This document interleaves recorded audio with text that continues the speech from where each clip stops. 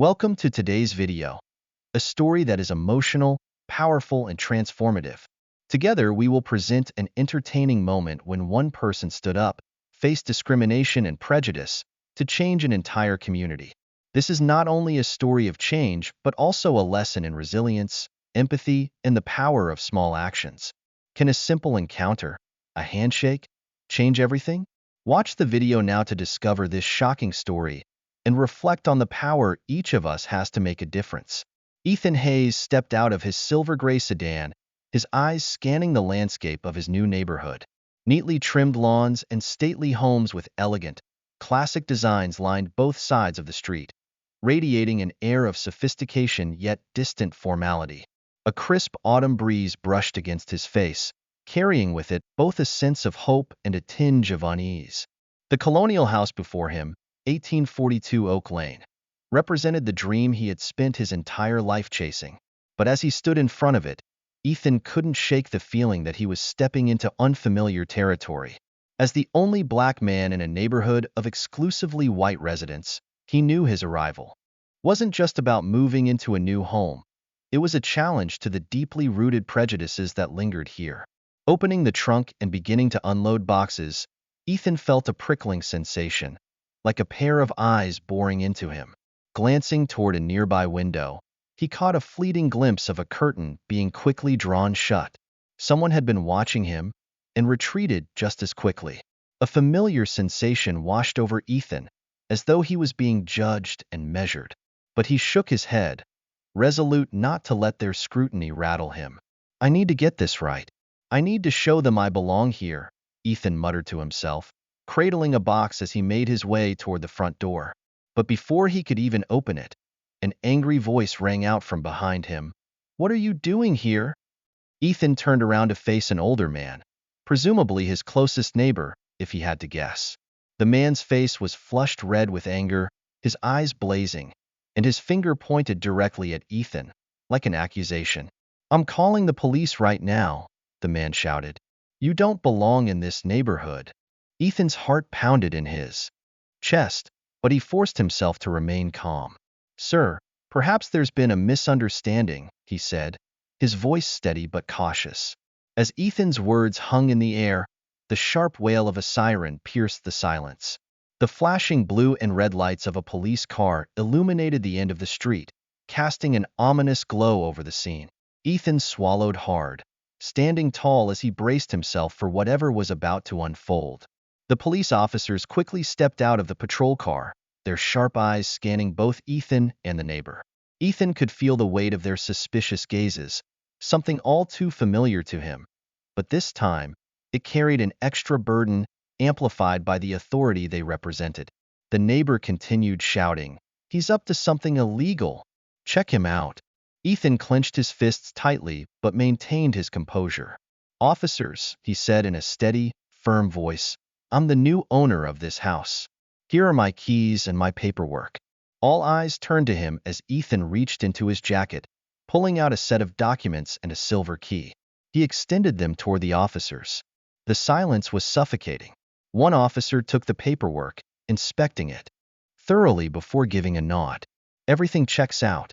Welcome to the neighborhood, Mr. Hayes." The tension in the air dissipated, though Ethan knew this was only the beginning. As the police cars drove away, the neighbor remained rooted in place, his face a mixture of embarrassment and lingering hostility. Ethan took a deep breath, his eyes meeting the neighbor's. "Hopefully next time, we can start with a simple hello," Ethan said, offering a small but resolute smile. The neighbor didn't reply. He simply turned and walked away. Ethan watched him go, a bittersweet feeling swelling in his chest. He was used to proving his worth. But when would these invisible walls finally crumble? As the sunset cast a warm glow over his new home, Ethan returned to his task, knowing that his story here was just beginning. Ethan Hayes exhaled deeply and stepped back to take in the house he had just moved into on Oak Lane. The last box was finally inside, and the fiery hues of twilight bathed the quiet neighborhood. The setting was peaceful, yet the lingering feeling of being watched refused to fade.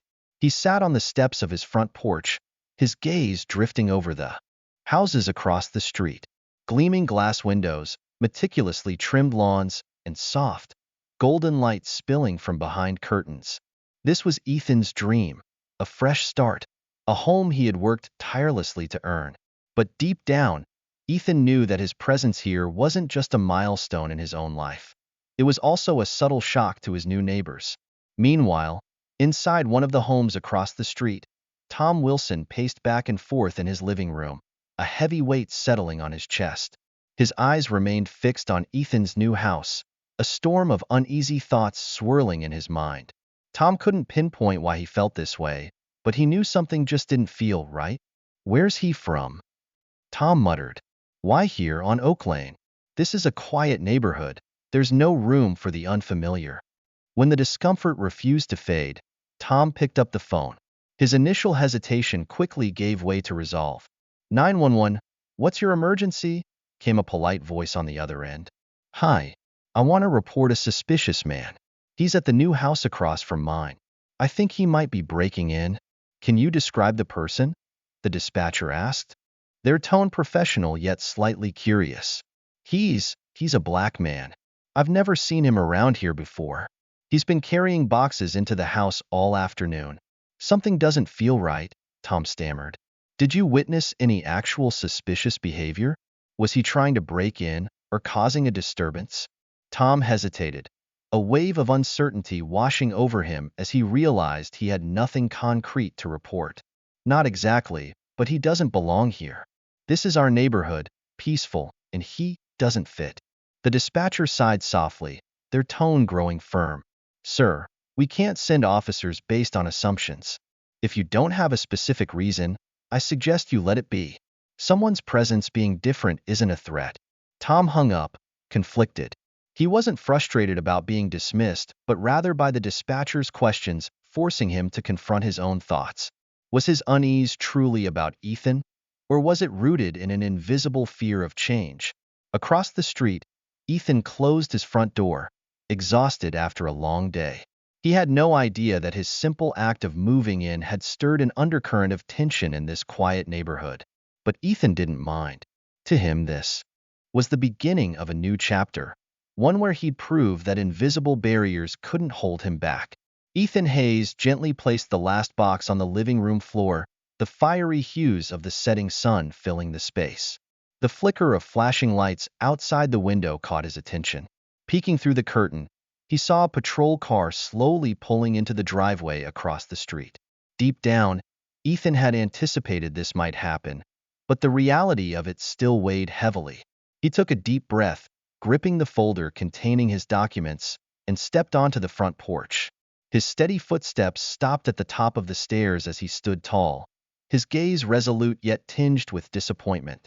Two officers stepped out of the car, their expressions a mix of caution and scrutiny. "Good evening, sir," one officer, the taller of the two, spoke, his hand resting on his belt. "We received a call about suspicious activity here. Do you mind if we ask you a few questions?" "Not at all," Ethan replied, his voice calm but firm. "How can I help you?" "Can you tell us what you're doing here?"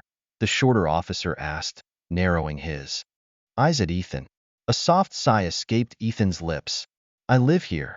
I just moved in today," he answered, his tone neutral. The officers exchanged a glance, skepticism evident on their faces. But before they could ask another question, a loud voice boomed from across the street. "That's him, officers!" Tom Wilson shouted, rushing out of his house, his face flushed with anger and anxiety. "He doesn't belong in this neighborhood." Ethan straightened his posture, his patience tested. Taking a deep breath, he maintained his composure. "Sir," he said, addressing Tom directly in a voice that was firm but non-threatening, "I understand your concerns, but I assure you, I live here. I'm your new neighbor." "Prove it," Tom yelled, his tone dripping with skepticism. Ethan held Tom's gaze for a moment, then slowly reached into his pocket.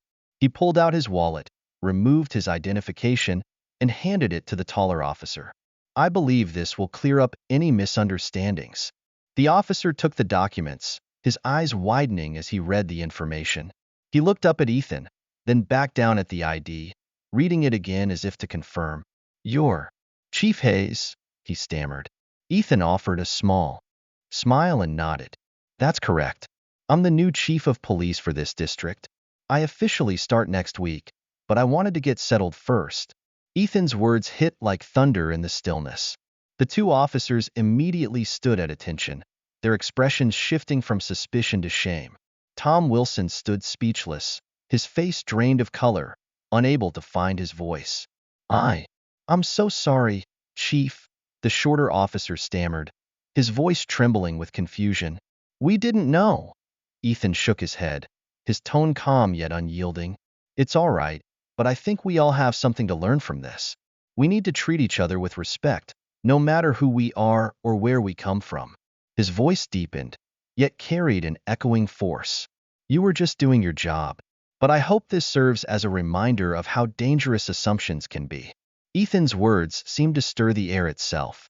A heavy silence hung over the scene, broken only by the soft rustle of the wind through the trees. Ethan noticed the officer's gaze shift slightly, not dramatically, but it was a start. He knew his journey with this community was only just beginning. The neighbors, who had gathered to witness the commotion, now stood frozen in astonishment. Their faces were a mix of confusion, shame, and curiosity. Ethan took a deep breath, realizing that what he was about to say could shape both his future and the future of this community. I know this isn't how any of us would want to introduce ourselves, Ethan began, his voice steady but carrying the weight of sincerity. He scanned the crowd, meeting the eyes of the onlookers one by one. Some couldn't meet his gaze, their eyes downcast. Others, though embarrassed, held his gaze, filled with inner conflict. Ethan shared his story. He spoke of his personal experiences with racism, the moments of living in constant vigilance, and the pain of being viewed through a lens of suspicion. Each word seemed to strike a chord with those listening. The initial tension began to ease, replaced by a more complex feeling, a newfound awareness of their shared humanity. At the edge of the crowd, Tom Wilson stood silently. His face reflected a blend of emotions, and his eyes showed the clear battle within him, between long-held biases and the undeniable reality before him.